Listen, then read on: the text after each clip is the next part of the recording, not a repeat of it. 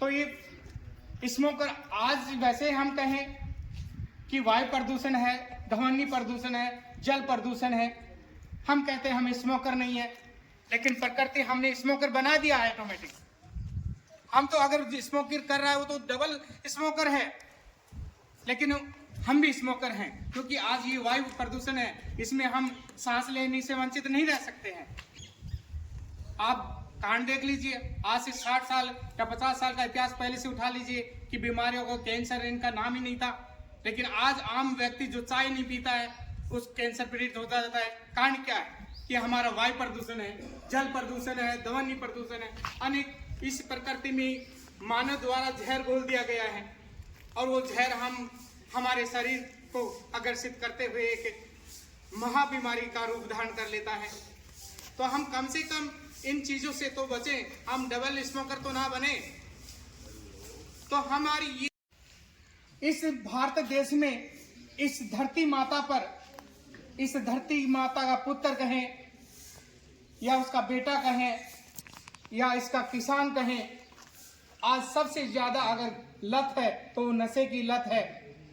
और अनेक प्रकार की ये लतें ये धीरे धीरे एक दिमक की तरह इस भारत देश को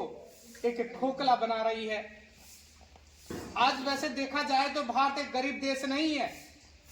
लेकिन गरीब देश का श्रेय एक जो परिवार का मुखिया होता है, अगर उसमें आदतन शराबी है या नशा है, वो धीरे धीरे अपने पूरी पीढ़ी को धीरे धीरे एक दिमक की तरह खत्म कर देता है,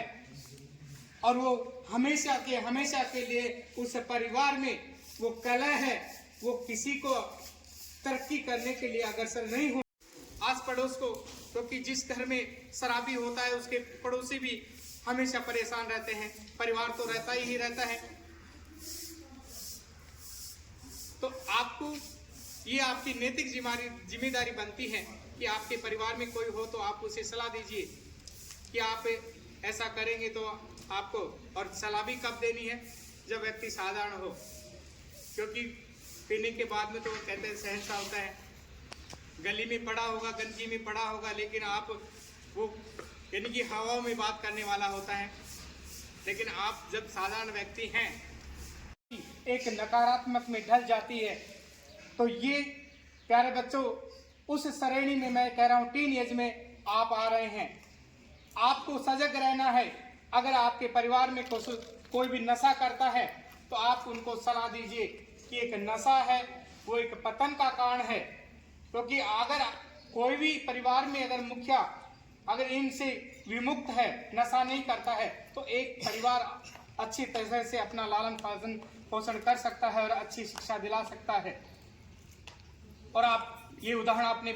परिवार और समाज में देख लीजिए भी, जिस परिवार में ये नशा मुक्ति से अलग है, वो परिवार आज अग्रसर उन्नति करता जा रहा है। तबाह करने का अगर किसी का श्रेय है तो युवा पीढ़ी का है। तो अब्दुल कलाम ने ये कहा था कि एक अच्छे सदमार्ग पर किसी देश को लेके जाना है, तरक्की करनी है,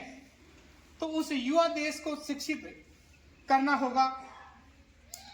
अगर किसी तरक्की नहीं करेगा तो इसका मतलब उसका जो जिम्मेदार होगा वो युवा वर्ग होगा, जिसे हम टीन एज कहते हैं, तूफानी अवस्था कहते हैं।